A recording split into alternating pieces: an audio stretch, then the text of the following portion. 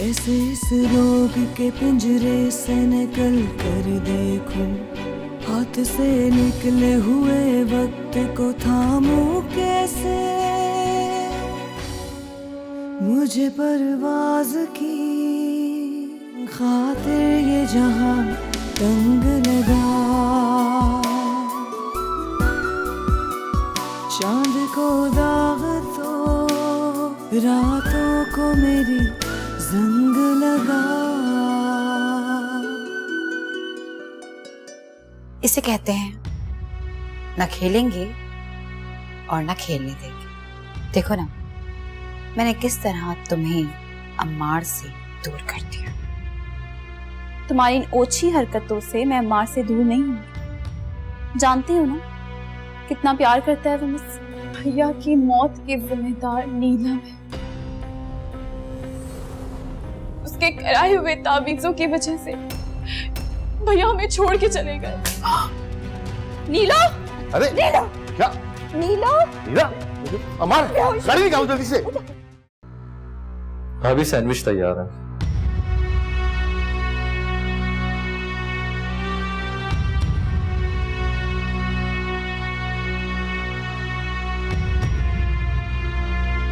बहुत अच्छा, तुम भी खाओ।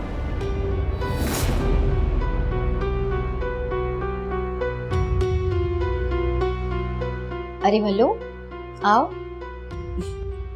अम्मार ने सैंडविच बनाए हैं।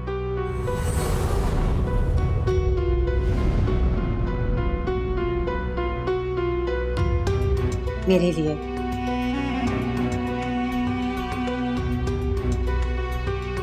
लो, तुम भी ट्राई करो।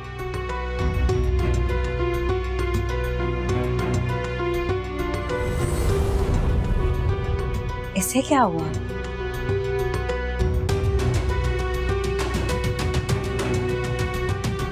आप छोड़ें उसे, चाय पीएं। मैं खा लूंगी, तुम उसके पास जाओ।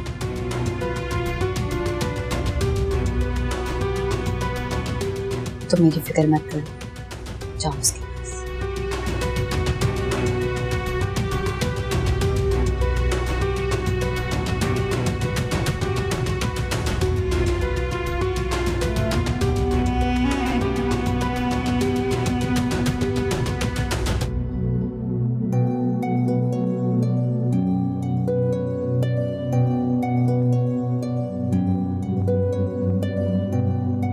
तुम्हें इतनी सी भी तमीज नहीं है। अगर वो तुमसे कह रही थी खाने के लिए तो उनका दिल रखने के लिए तो निवाले चख लेती। मुझसे नहीं होता ये दिखा, और ना ही मैं उसकी तरह फेक हूं। मलिया, मारो ना, उठाओ ना फिर से हाथ। जिस मर्द का हाथ एक बार औरत पे उठ जाए ना, फिर वो उठता ही रहता है। तुमसे तो कोई बात करना ही फजूल है। अपनी गलती मानने के बजाय तुम मुझे पॉइंट आउट कर रही हो। हाँ, कर रही हूं तुम्हें पॉइंट, क्योंकि तुमने गलत किया है। किसी जाहिल मर्द की तरह हाथ उठाया है मुझ पे। क्योंकि तुम डिजर्व यही करती हो। नहीं, मैं तुम्हें डिजर्व नहीं करती। जिसे औरत को ट्रीट करने की तमीज ही नहीं।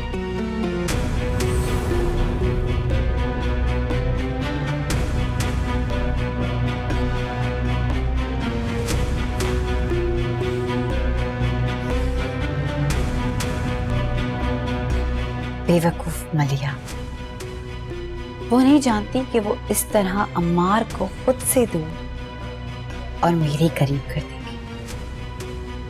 मुझे ज्यादा कुछ करना ही नहीं पड़ेगा। बेचारी मलिया।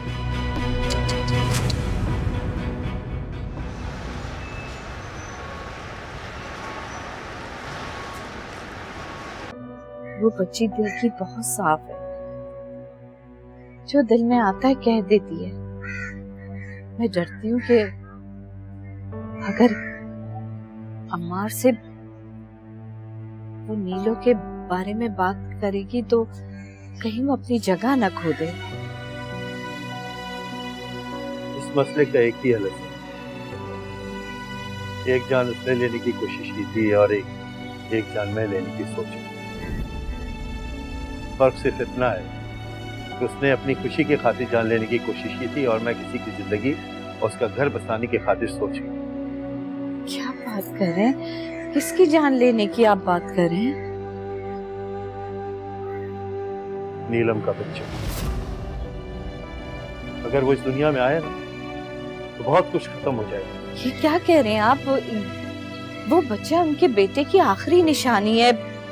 आप ऐसा सोच भी कैसे सकते हैं नीलो के अब्बू? जिसकी नीलम जैसी औलाद हो उसके लिए ऐसा ही सोचा जा सकता है। माँ का रिश्ता बहुत मुकद्दस रिश्ता होता है सफिया, हर गर्ज से पाक, हर लालच से बेनियाज। तो तुम्हारी बेटी नीलम लालच की मिट्टी से बनी और गर्ज के पानी से गुंदी हुई औरत है जो माँ के मुकद्दस रिश्ते को पामाल कर रही है। और वो बच्चा जिसे वो अपने लालच की खातिर इस्तेमाल करेगी बाद में बेकार समझकर उठाकर बाहर फेंक देगी। वहाँ उस बच्चे के लाड उठाने वाले बहुत हैं। वो लोग हथेली का छाला बना कर रखेंगे उसे। गयूर भाई, उसका चाचा, उसकी चची। कब तक सत्या, कब तक? हम तुम गयूर भाई बोनस की जिंदगी गुजार रहे हैं। कब किसकी सांस किस वक्त रुक जाए किसी को कुछ पता नहीं। और जिस चाचा चाची के बल पे तुम ये बात कह रही हो ना, अल्लाह ताला ने अगर उनको उनकी औलाद से नवाज दिया तो फिर उस बच्चे का क्या बनेगा? कभी सोचा तुमने? सब छोड़ो, अगर तुम्हारी बेटी अपने मकसद में कामयाब हो जाती तो उस बच्चे के जहन पे क्या असर पड़ेगा? वो तो सारी उम्र इसी उलझन में पड़ा रहेगा कि जिसको मैं बाप समझता रहूं वो मेरा बाप है या क्या चाचा। ऐसे बच्चे का क्या मुस्तकबिल होता है? कुछ नहीं सब, क्या कुछ नहीं। ऐसे बच्चे जहनी मरीज बन जाते हैं और जहनी मरीज की कोई परवरिश नहीं करता। इस बच्चे की मौत मलिया और अम्मार के रिश्ते को नई जिंदगी दे सकता है।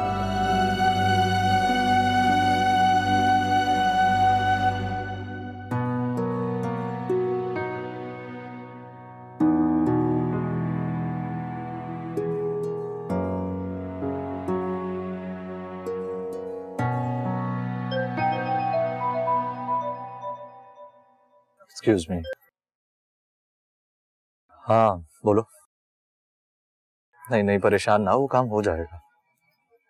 मैं कह रहा हूँ आपसे, मैं अब्बू से बात करूंगा और फिर तुम फालतू की बहस कर रहे हो कि ये सारा काम हो जाएगा। मैं हूं ना, परेशान होने की कोई बात नहीं है। मेरे भाई से भी बात हो गई, इस सिलसिले में हो जाएगी सारी चीजें। मैं रखता हूँ, चलो आता हूँ ना, कल बात करता हूँ।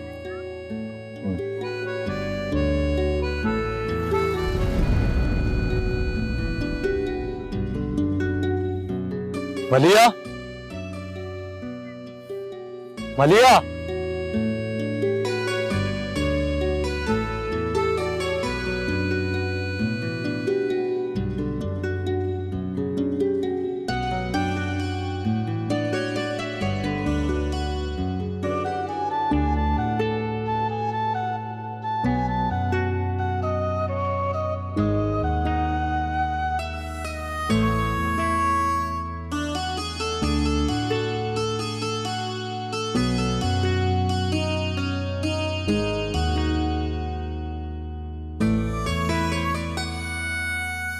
सॉरी सॉरी सॉरी सॉरी, मुझे पता नहीं था तुम इतना परेशान हो जाओगे। कहा ना सॉरी। तुम जानती हो कि मैं तुम्हारे लिए कितना पॉसेसिव हूं। तुम बस मेरी नजरों के सामने रहा। अच्छा लेट्स से कि अगर हमारा कभी झगड़ा होता है तो तुम मनाओगे मुझे? ये तुम पूछ रही हो? ऑफ कोर्स मनाऊंगा तुम्हें, क्योंकि मैं तुम्हें नाराज नहीं कर सकता। प्रॉमिस? मैं वादा करता हूँ तुमसे मिसेज अम्मार कि मैं तुम्हें कभी रोकने नहीं दूंगा। बेहद और बेपनाह प्यार करूंगा, इतना कि सब रश्क करेंगे। चांद को दाग तो रातों को मेरी जंग लगा। तुम तो बिल्कुल ही बदल गए अम्मा। अपना वादा भी याद नहीं रहा तुम्हें। नीलम के नाम की पट्टी पहने वही देखने लगे हो जो वो दिखा रही है।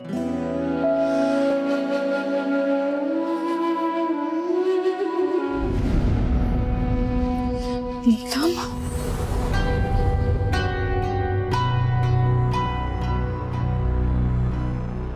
अरे आओ मल्लो, बड़ा टाइम पे आई हो। आओ खाना खाओ। बेफिक्र रहो, अम्मार ने नहीं बनाया, तुम खा सकती हो। तुम अपनी हरकतों से बाज आ जाओ वरना तुम कुछ भी नहीं कर सकती। तुम्हारा शौहर पूरी तरह मेरी मुट्ठी में है। मेरे एक इशारे पर अभी हाजिर हो जाएगा यहाँ। अरे तुम तो अच्छी तरह जानती हो वो कितनी मेरी केयर करता है। हाँ, वो केयर करता है, लेकिन भाभी की हैसियत से। जाहिर है अभी भाभी ही समझेगा ना, थोड़ा टाइम लगेगा उसकी सोच बदलने में, और एक खूबसूरत बेवा भाभी पर दिल आते देर नहीं लगती। कुछ शर्म करो, इद्दत में हो तुम। लेकिन नहीं, तुम्हारी नजर में किसी चीज की, किसी रिश्ते की कोई हैसियत ही नहीं है। इसीलिए इद्दत में होते हुए पराए मर्दों पे डोरे डाल रही हो। मुझ पे चढ़ दौड़ने से बेहतर है तुम जाकर तरकीबें सोचो, अम्मार को मेरे करीब आने से रोकने की। तरकीबें और साजिशें सोचो तुम। अम्मार सिर्फ मेरा है और उसे मुझसे कोई नहीं छीन सकता, कोई भी नहीं।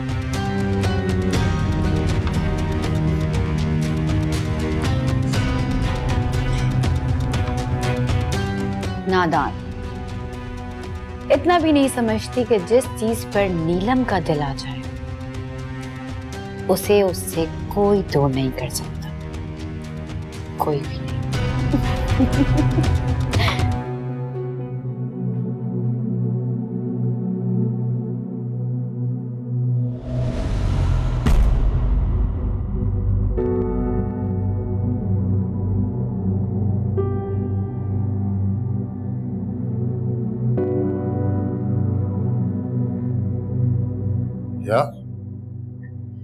क्या बात है, सुबह से कमरे से नहीं निकली बेटा?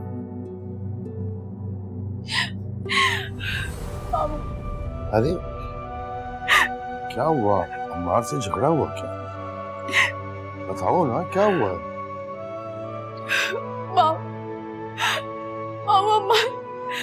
अम्मा ने हाथ उठाया मुझ पे, चिल्लाया है वो मुझ पर। क्या हाथ उठाया उसने? तुम्हारा मामू अभी तुम्हारे सर पे है बेटा। पूछता हूँ मुझसे, जरूरत कैसे हुई उसकी तुम्हारे पे हाथ उठाने की? जाहिल मर्द बन गया क्या? वो ऐसा लगता है कि मैं इस अम्मार को जानती ही नहीं हूँ। कुछ बदल गया है वो, ऐसे जैसे मुझे जानता ही ना हो। वो मुझे नहीं जानता अभी, खबर लेता हूँ उसकी मैं।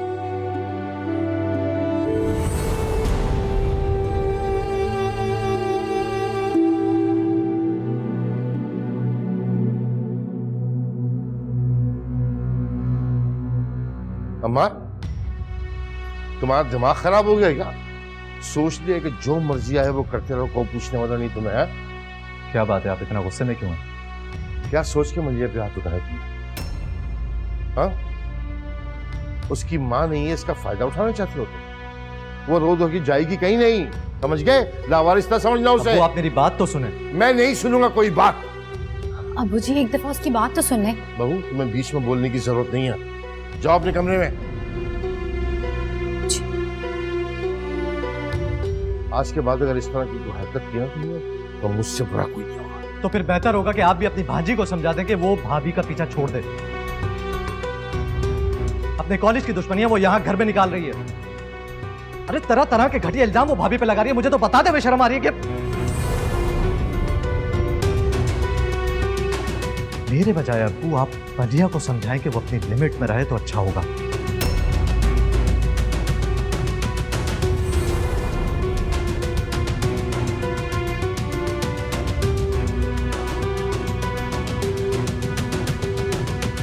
सामने जो खातून रहती है उनके पास जाओ, इस मामले में बहुत काम। वो तुम्हें बताएंगी कि कौन सी दवाई किस वक्त देगी। मैं नहीं जाऊंगी और न ही इस काम में आपका साथ दूंगी मैं।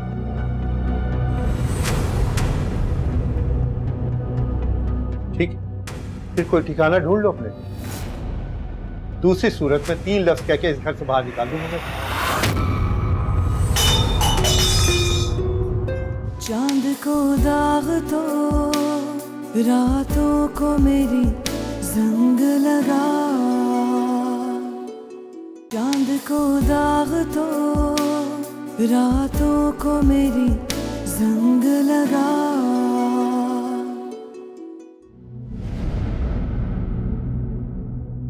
शिकायत लगाई थी तो पूरी बात बताती ना अब्बू। बताती उन्हें कि जो कुछ तुमने मुझसे भाभी के बारे में कहा है, ताकि उन्हें भी तुम्हारी ज़हनियत का आइडिया हो। लेकिन नहीं, तुम भी चालाक औरतों की तरह निकली जो आधी अधूरी बात बताकर हमदर्दियां समझती हैं। हमदर्दियां कमजोर लोग समझते हैं और मैं कमजोर नहीं, ना ही मुझे कमजोर समझने की गलत। अरे तुमने जो समझा वही मेरी जिंदगी की सबसे बड़ी गलती थी। हर दिन तुम्हारा नया चेहरा सामने आ जाता है, मैं तो उलझ के रह गया हूं तुम्हारी फेकनेस पर। फेक मैं नहीं, फेक तुम्हारी सोच है जो खरे खोटे में फर्क ही नहीं कर पा रही। फर्क तो वाजे हो गया मेरे दिलो दिमाग को बिल्कुल क्लियर, ब्लैक एंड व्हाइट की तरह। तुम और तुम्हारी सोच खुल गई है मुझ पर। खुल तो तुम भी गए मुझ पे,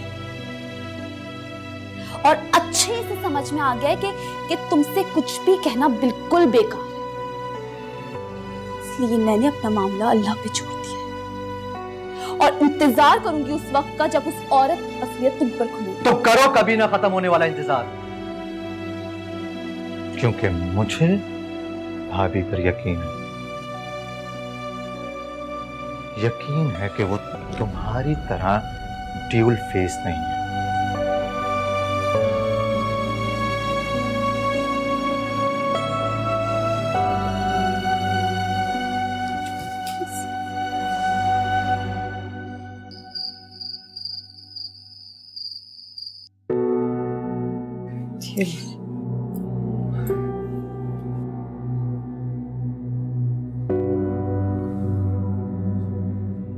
फिर क्या सोचा तुमने? जो काम करने ही नहीं तो उसके बारे में क्या सोचना, ये गलत है। आप क्यों इस मासूम की जान लेने पे तुले हुए? सफिया, मैंने तुम्हें सिर्फ सोचने के लिए कहा था, फैसले का इख्तियार नहीं दिया था। और ना ही इस बात का इख्तियार है तुम्हारे पास कि तुम मेरी बात को झुटलाओ। होगा वही जो मैं चाहूँ। खुदा का वास्ता नीलो के ये जुल्म मत करें आप। कमअक्ल होगा, इतनी पट्टी पड़ा कर किया था, सब बेकार। खैर, सामने जो खातून रहती है उनके पास जाओ, इस मामले में बहुत काम है। वो तुम्हें बताएंगी कि कौन सी दवाई किस वक्त देगी। मैं नहीं जाऊंगी और न ही इस काम में आपका साथ दूंगी मैं।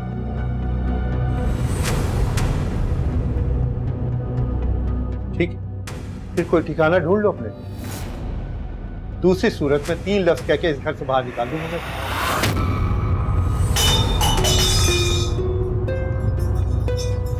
क्या?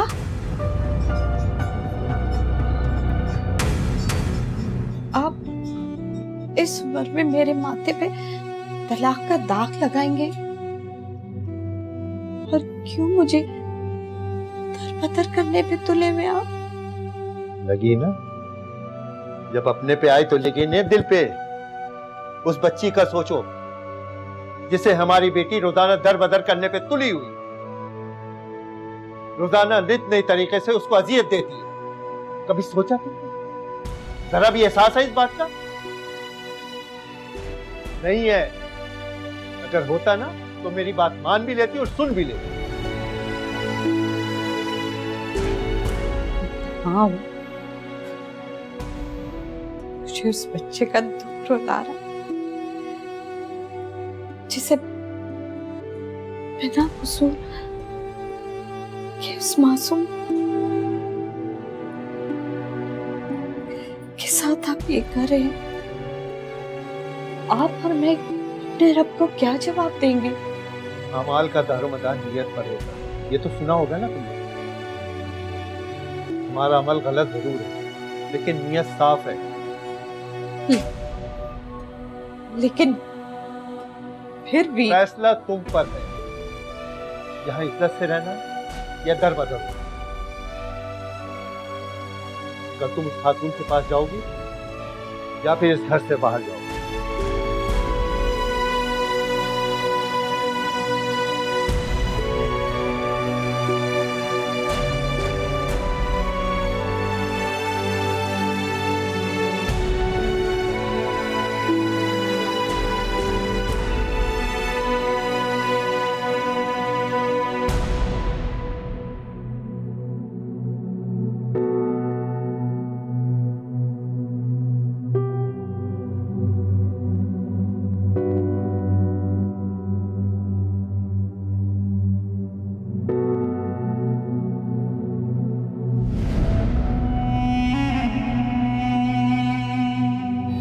बैठो बैठो।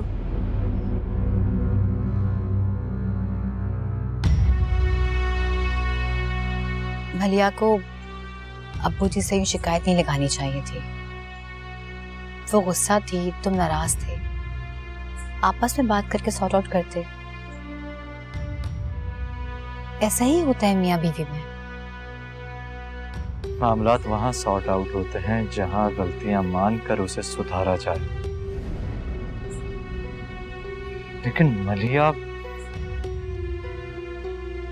उसे गलती हमेशा सामने वाले की दिखाई देती है, इसीलिए वो सिर्फ एक्शन का रिएक्शन देती है।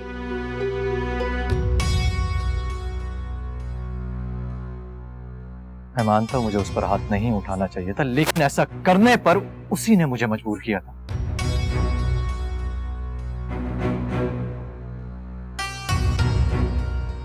मैं बाखूबी वाकिफ हूं उसके नेचर से, और शायद ऐसे ही है, इसीलिए कॉलेज में भी उसकी कोई दोस्त नहीं थी। वो अपने आगे किसी को कुछ भी नहीं समझती, इसीलिए वो तुम्हें वो इज्जत ही नहीं देती जो तुम डिजर्व करते हो। जानते हैं कि तुम उसके बचपन के कजन दोस्त हो, लेकिन हो तो शौहर ही ना।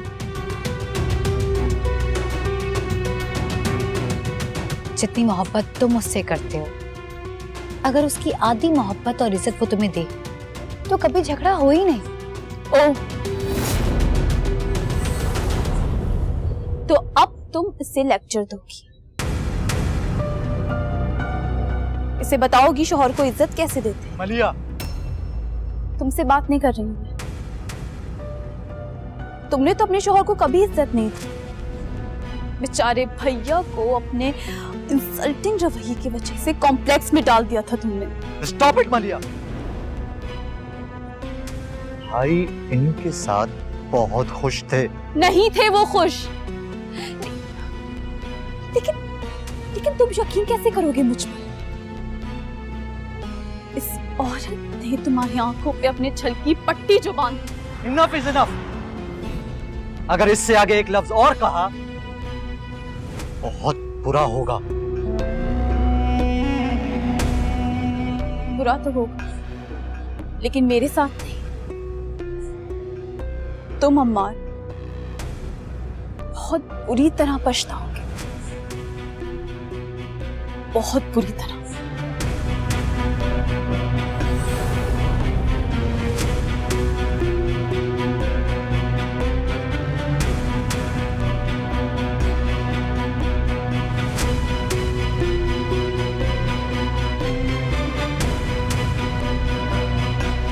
सॉरी भाभी, वो मन It's okay.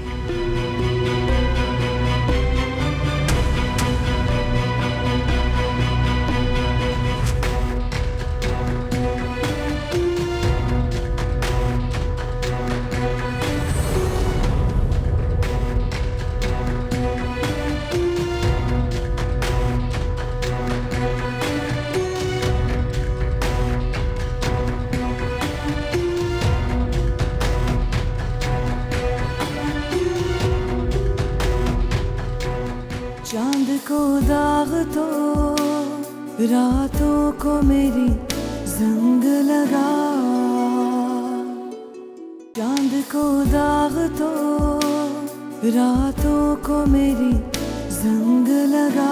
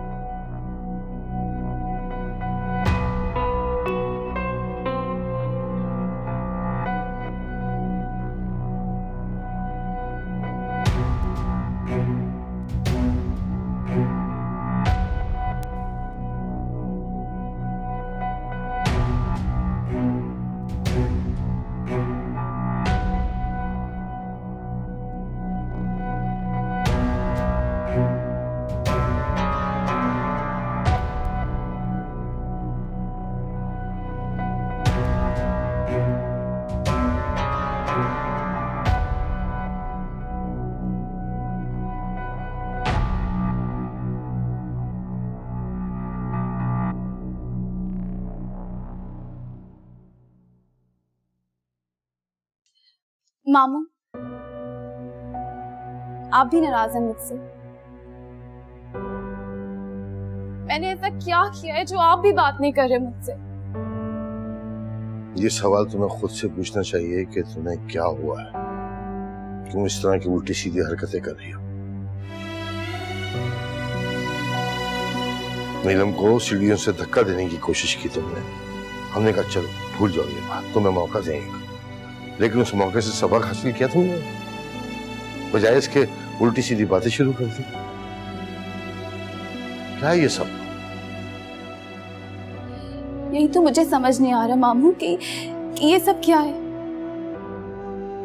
एकदम से मैं आपके एतबार के लायक ही नहीं रही। मुझे समझ नहीं आता मैं किस तरह समझाऊं, किस तरह यकीन दिलाऊं आपको अम्मार को कि मैंने कुछ नहीं किया। उस दिन भी नीला, तुम्हारे बार बार कह देने से तुम्हारा झूठ सच नहीं हो जाएगा। तुम्हारे लिए बेहतर ये होगा कि बहू का पीछा छोड़ के अपनी जिंदगी की फिक्र करो।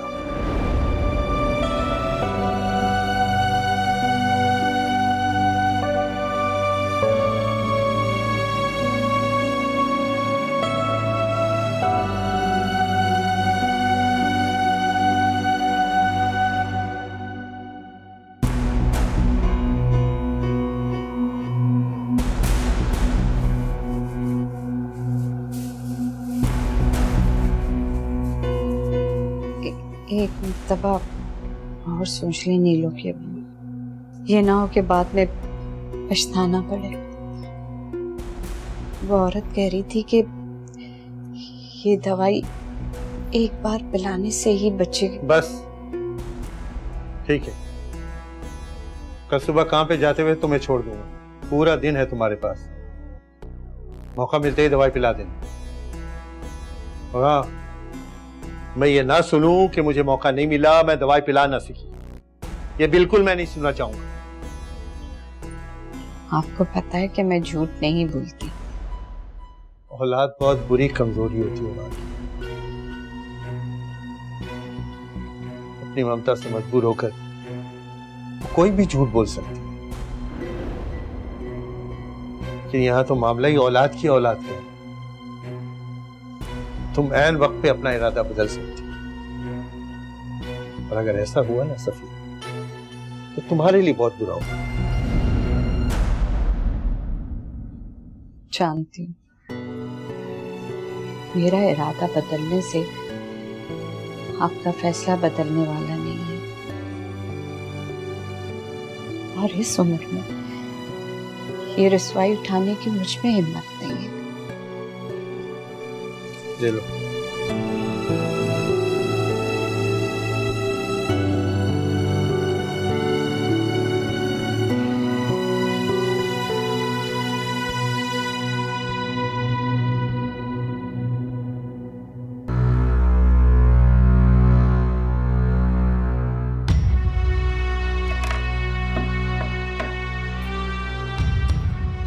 अमार,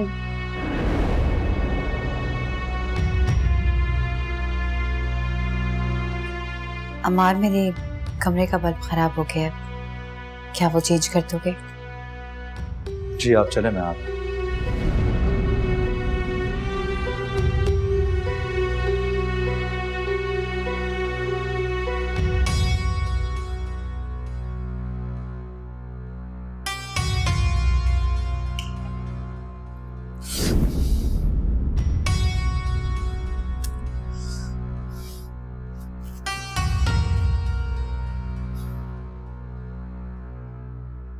ऐसी बीवियों के नसीबों में अंधेरे ही होते हैं जिनके शौहर बेपरवाह हो जाए। काश के कुछ परवाह तुमने भी की होती मेरी, हमारे प्यार की, तो शायद हालात कुछ और ही होते।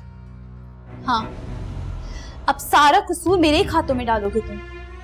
जाओ ना, वो बेचारी अंधेरे में बैठी है, उसे उधार की रोशनी दे दो। तुम्हें शर्म नहीं आती? अरे शर्म तो छोड़ो, खुदा का खौफ ही कर लो तुम। उनकी जगह तुम भी हो सकती थी। नहीं, मैं उसकी जगह कभी नहीं हो सकती अम्मा, क्योंकि मैं अपने देवर पर बुरी नजर नहीं रख सकती। मेरा फर्ज था तुम्हें वार्न करना, सुख कर दिया।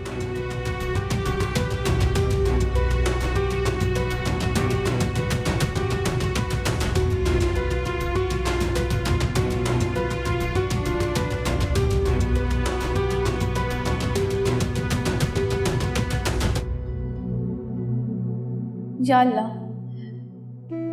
हालात के साथ साथ ये सब बदल गए। किसी को भी मुझ पर यकीन ही नहीं रहा। मैं सच्ची होकर भी अपनी सफाइयां दे रही हूँ और वो झूठ कहने पर भी इज्जत से नवाजी जा रही है।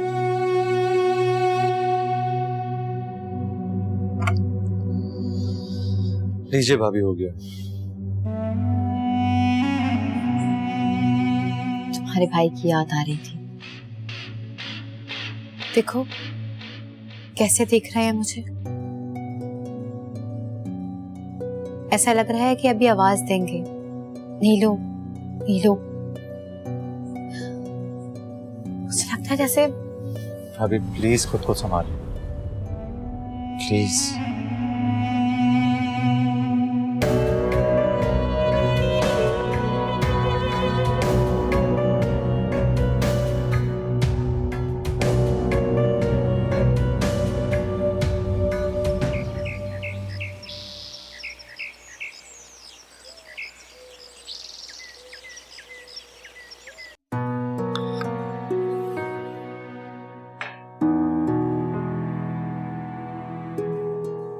मैं जरा नीलू की तरफ होकर आती। हाँ ठीक है, जाओ मिल लो। मैं चलता हूँ, अभी शाम को लेने आ जाऊंगा। ठीक है। कोई ऐसा मसला नहीं है इब्राहिम भाई, मैं छुड़वा दूंगा। भाई मयूर भाई बहुत शुक्रिया, आप मुझे इजाजत दें। बहुत बहुत शुक्रिया।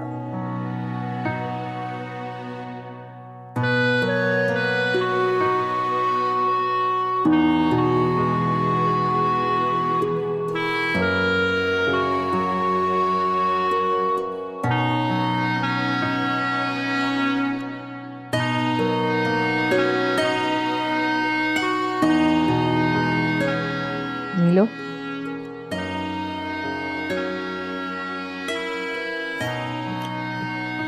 अरे अम्मी, आप यहाँ कैसे आ गई?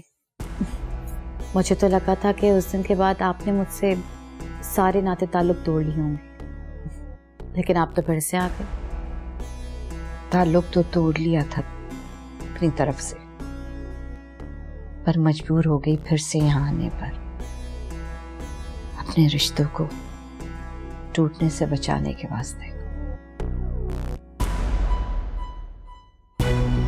मैं कुछ समझी नहीं, क्या कह रही हैं? तुम समझ ही तो नहीं रही हो नीलो, जिसकी सजा मुझे भुगतनी पड़ रही है। मैं तुम्हारे नाश्ते का कहकर आती हूँ रिफत भी को। क्या हो गया अम्मी आपको? आपकी याददाश्त तो नहीं चली गई? शायद आप भूल गई हैं, मैं वही नीलम हूं, खुदगर्ज नीलम। मेरी याददाश्त नहीं गई है और न ही मैं भूली हूं और न ही तुम्हारा बाप। नाश्ता कर लो, उसके बाद बात करते हैं।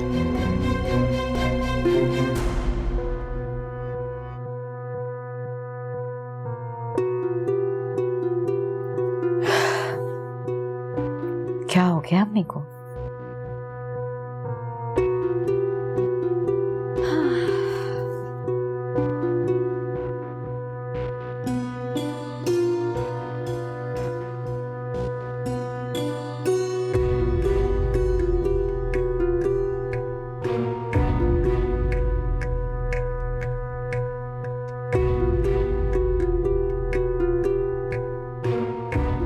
रिफत, जी बीबी जी।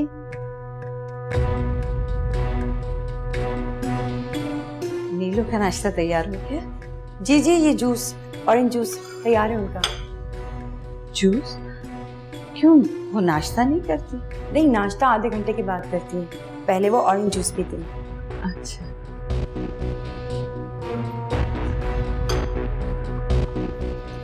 मैं ये साहब को चाय दे आऊँ, फिर मैं आकर जूस दे दूंगी।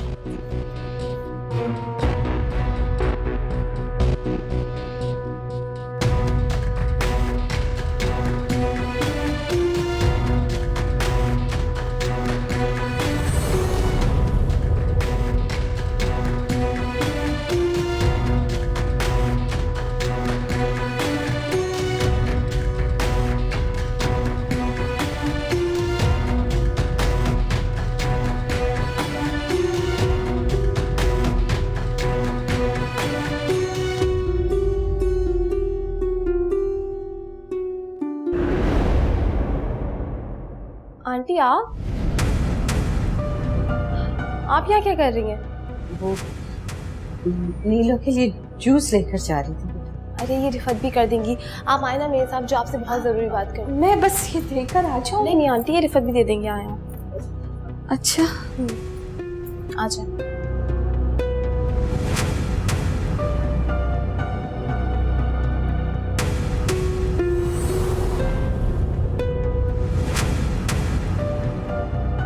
देखो बेटा, औरत से ज्यादा मजबूर और बेबस शायद ही कोई और हो, चाहे वो माँ हो, बहन हो या बीवी। चलना तो उसे दूसरों के हिसाब से ही पड़ता है। बाप को ये बुरा ना लग जाए, भाई को ये अच्छा लगता है या नहीं,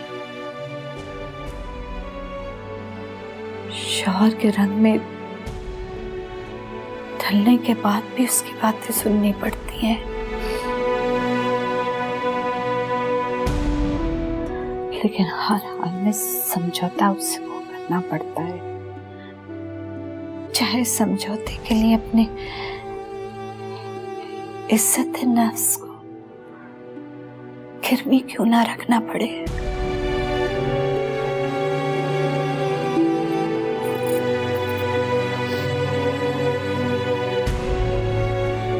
तुमने भी समझौता करना पड़ेगा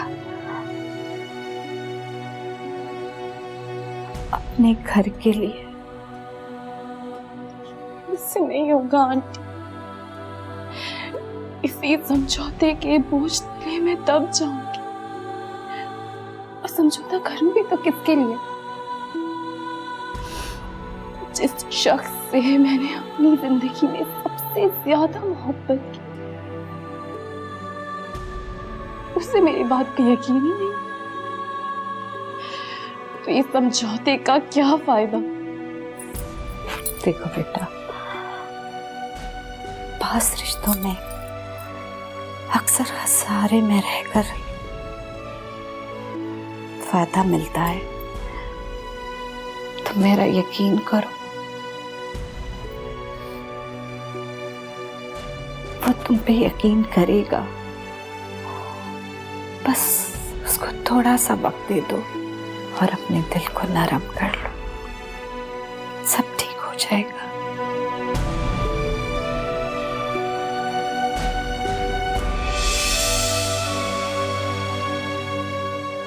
चांद को दाग तो रातों को मेरी जंग लगा, चांद को दाग तो रातों को मेरी जंग लगा। दवाई पिलाई थी नीलम को? जी, चाय में डाल दीजिए। अल्लाह माफ करे।